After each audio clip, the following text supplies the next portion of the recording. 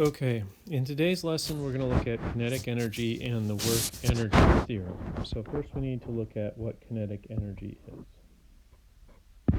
So we talked today about kinetic energy and the work energy. So kinetic energy. Kinetic energy is the energy of motion. An object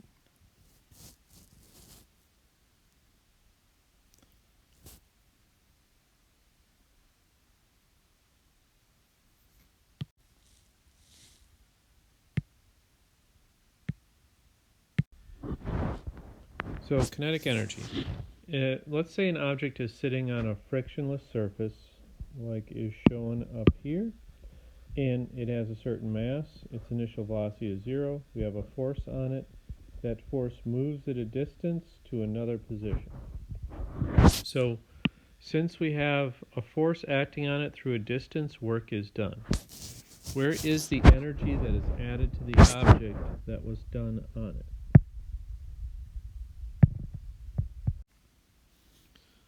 Well, the work done is equal to the force times the distance. And when we're looking at the work, we know force equals mass times acceleration. So the mass times acceleration is the force, and the distance is velocity times time. We need to use the average velocity, which is 1/2 the velocity times the time, because the velocity is going from 0 to a final velocity. So then we can say work equals mass, velocity, acceleration is velocity over time, times 1/2 the velocity times the time. And then what I'm going to do is just take the 1/2 and pull it out front, the mass and pull that out front. And we're going to see that this time and this time cancel each other. So we have velocity times velocity, which gives us velocity squared. So the work that we did is equal to 1/2 the mass times the velocity squared to speed it up. Now, where did that energy go? Well, the energy is, in a way we can look at it as stored in the velocity of the object. It took us a certain amount of work to speed it up from 0 velocity here to its final velocity here. That work now became what we call the kinetic energy, or the energy of motion. So we can look at kinetic energy as being kinetic energy is equal to 1/2 the mass times the velocity squared. So the kinetic energy is just the work it takes to speed an object up to that velocity from rest. So obviously, the more work I put in, the faster the object is going to speed up.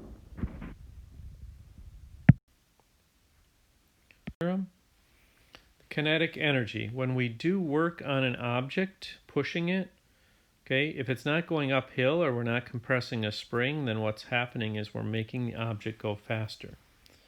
And the work that we do, force times distance, the force is mass acceleration, distance is 1/2 the final velocity times the time. If we go ahead and solve through all that, we get that the work we did is 1/2 the mass times the velocity squared. So the kinetic energy is really just the work we had to do to speed it up, speed a mass up to this final velocity.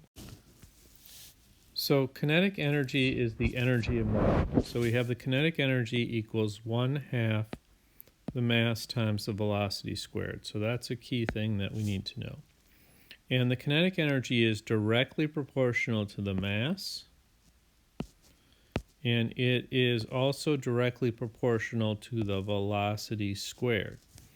So what does that mean? Well, we get a direct proportion with mass, and we get a direct squared proportion to the velocity. So what happens to the kinetic energy if the mass of the object is doubled? So if I have 2 times the mass, since it's a direct relationship,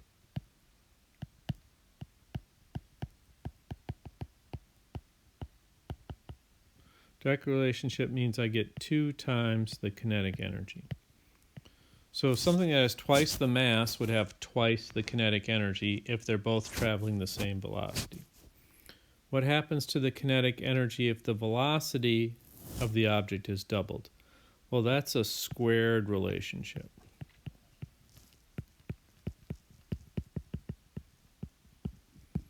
And what a squared relationship means is if I get 2 times the velocity, then I get 4 times the kinetic energy. So I take the 2 and I square it. 2 squared equals 4. If I did 3 times the velocity, then I would get 9 times the kinetic energy. And that's why they say speed kill velocity, you have 9 times the kinetic energy. What would happen to the kinetic energy if both the mass and the velocity were? So the kinetic energy then would be doubled because of the mass and would be double squared because of the velocity. So that would be 2 cubed, or 8 times. So the kinetic energy would increase by a factor of 8 if I doubled both the mass, direct relationship, and I doubled the velocity, that's a squared relationship. So I get 2 cubed, or 8 times. Remember, we look at each relationship individually and then multiply the product together to get the total. Review. Okay, so we get kinetic energy is 1/2 mass times velocity squared. That means the kinetic energy is directly proportional to the mass. If I double the mass, I double the kinetic energy. It's also directly proportional to the velocity squared. If I double the velocity here, then I get the squared result for the kinetic energy. So if I double the velocity, I get 4 times the kinetic energy. That's what we say over here.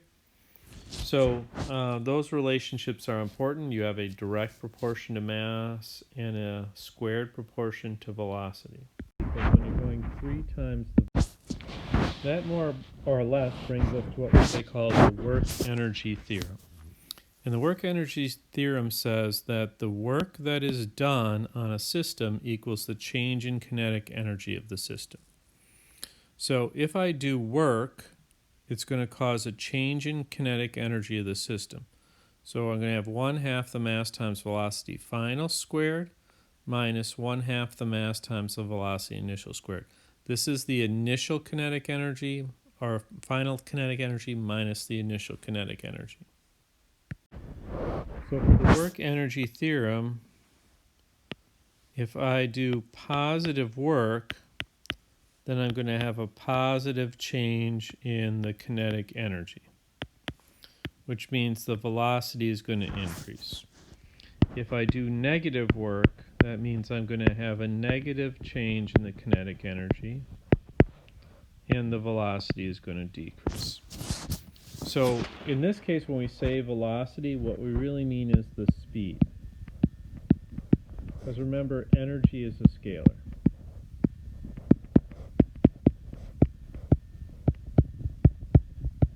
In terms of kinetic energy, I can't have a negative kinetic energy. If I'm moving, I have kinetic energy. Direction doesn't matter because kinetic energy is a scalar. So I can't have negative kinetic energy. I'm either moving and have kinetic energy, or I'm not moving and I don't. The faster I move, obviously, the greater the kinetic energy. Next, we looked at the work energy theorem. So if I do work on an object, it shows up as the change in kinetic energy. So I start out with an initial velocity here, I get a final velocity here.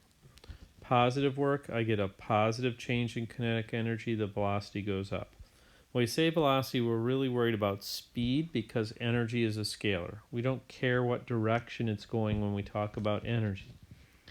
Energy, you either have it or you don't. It's not a vector quantity. Okay? Negative energy only counts with my aura. It doesn't happen in the physics world. If we do negative work, we get a negative change in kinetic energy and the velocity goes down. What would be an example of that? me just throw it in here. An example of that would be friction. So friction usually does negative work on something, and the work done by friction usually becomes thermal energy. So I'm losing energy, and the energy is going to thermal energy, which a lot of people call heat. Okay, so let's try a problem with the work energy theorem. So here I have one student pushes a 50 kilogram student, so that's our mass, in a shopping cart that is initially at rest, so initial velocity equals 0, with a force of 100 newtons, so there's our force, a distance of 9 meters. Okay, so that's our distance. What is the final velocity of the shopping cart? So we want to know V final. So what I would use is I would use the work energy theorem, which says the work equals the change in kinetic energy. Work is force times distance equals 1/2 mass velocity final squared minus 1/2 the mass times the velocity initial squared. So what I'm going to do is put in what we know here. So I know that the force is 100, and I push for 9 meters, and 1/2,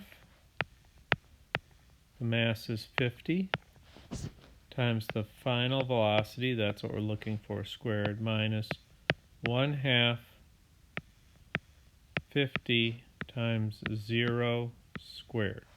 So this term goes away because anything multiplied by 0 is 0. So I'm left with this term here. I did 900 joules of work, so that must have become 900 joules of kinetic energy. So let me just correct this. I'm just going to, that's a small eraser. I'm just going to say 1/2 the mass, so that's 25, times velocity final squared. So I get velocity final squared equals 900 over 25. So V final squared equals 36. So V final is the square root of 36, or 6 meters per second. So the work I put in by pushing with a force of 100 newtons for 9 meters became the kinetic energy, finally, of the person in the shopping cart. So I'm going about 6 meters per second after I push with 100 newtons for 9 meters. And that's the idea of the work energy theorem. The work I put in becomes the change in kinetic energy. Now we're going to talk next week about conservation of energy. And when we talk about conservation of energy, there's different ways that we can put work into a system. So remember we talked about the work done by gravity, the gravitational potential energy. We can also include that into this. We kind of include it on the work side a little bit, but because it's a potential energy, it's conserved, so we're going to treat it like its own separate kind of energy. Then we're going to throw springs in there besides. And we did a couple of sample problems. So in the first sample problem here, we did some work, 900 joules. That 900 joules showed up as the final kinetic energy, which led us to be able to solve for the velocity of 6 meters per second. Notice I did positive work, positive change in velocity. Okay, so let's try another problem. In this case, I have a 10 kilogram object. So let's see, this is the mass.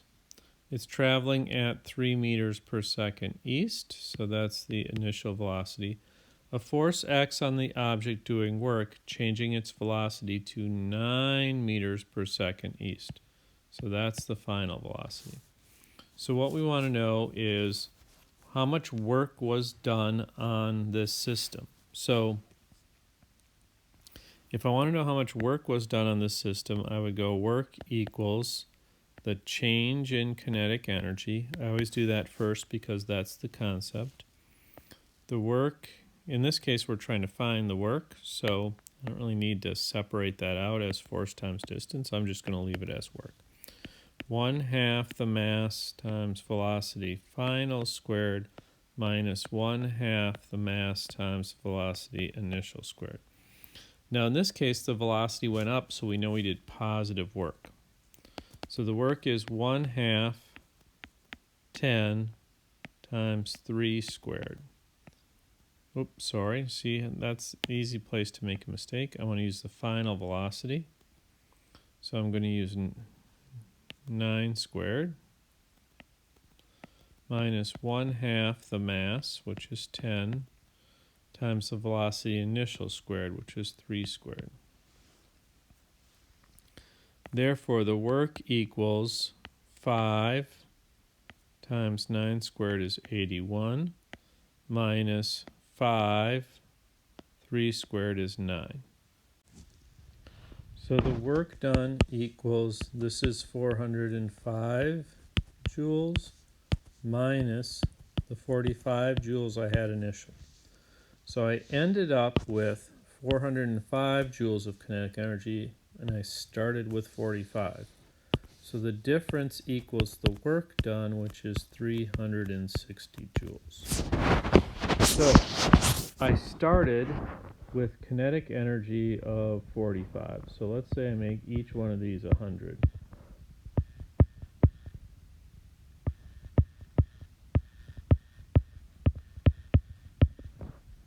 And so I started out with kinetic energy of 45 and 0, gravitational, and 0. My system is the block and the Earth.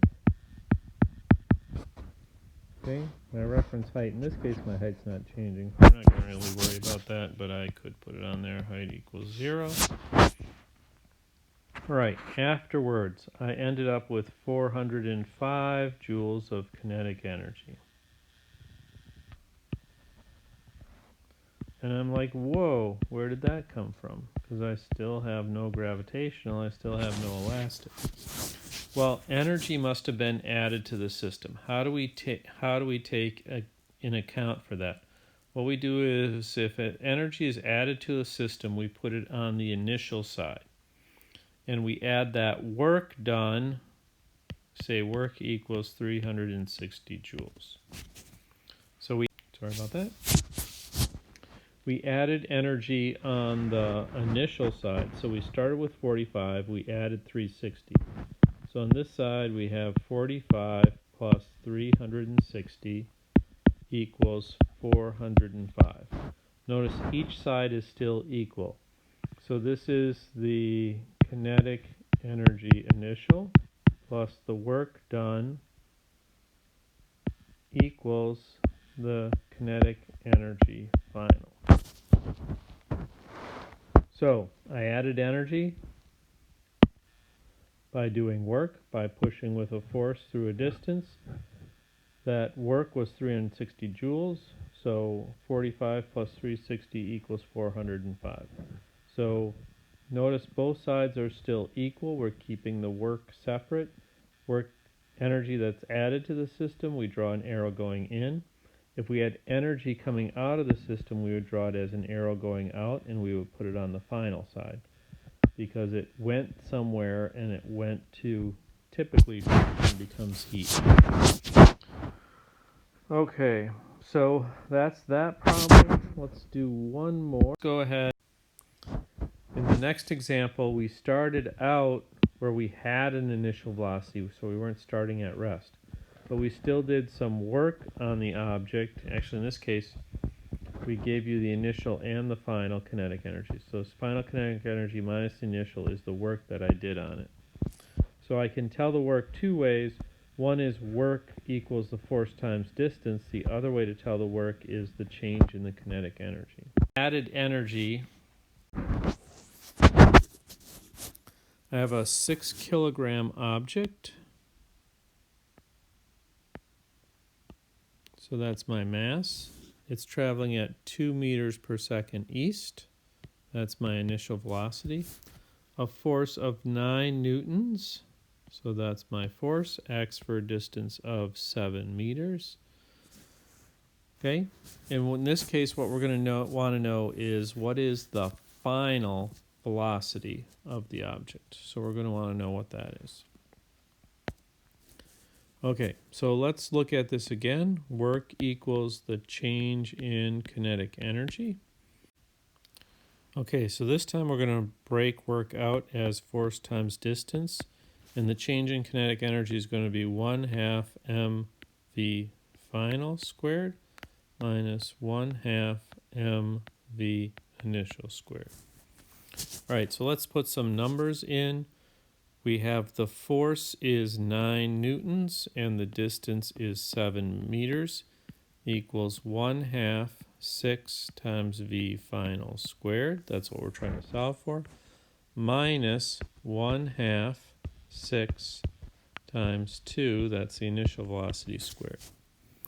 So this is 63 equals 3v final squared minus 1/2 6 is 3. 3 times 2 squared. 2 squared is 4. 3 times 4 is 12. So we have to add 12 to each side. So we get 3v final squared equals 75 joules. All right, so let's see what we have here. We started with 12 joules of kinetic energy. So I need a scale, and it needs to go up to 75, 20, 40, 60, 80. 80, 60, 40, 20. I started with 12 joules of kinetic energy. I'm going to put 12 there. I did work equal to 63 joules of energy, positive work, right? That went into my system as well. My system, again, is the block and the earth. Again, my reference height here, height equals 0. Doesn't matter in this case, but it's always good to do. So I started with 12, I added 63, and I ended up with 75. So almost all the way up here to 80.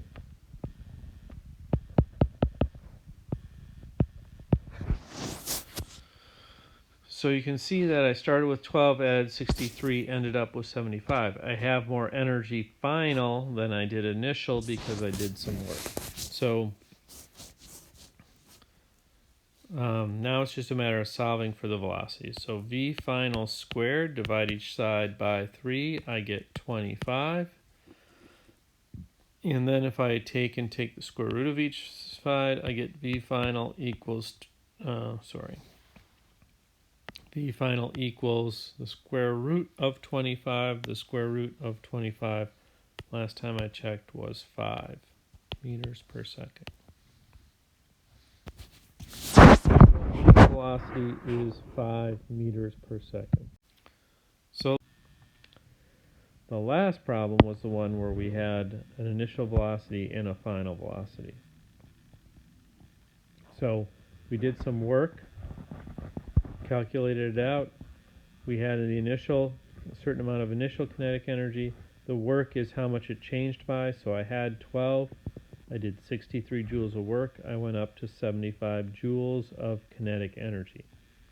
If I solve for the velocity, I got 5 meters per second. Okay? So work is just the change in kinetic energy. If I do positive work, the final velocity will be greater than the initial velocity. If I do negative work like friction, then my final velocity is going to be less than my initial velocity. So that's kind of our lesson for today. I had to tape this because I'm in another meeting right now, so I want you to watch this, and then I have some problems for you to work on, and that's going to be our lesson for today.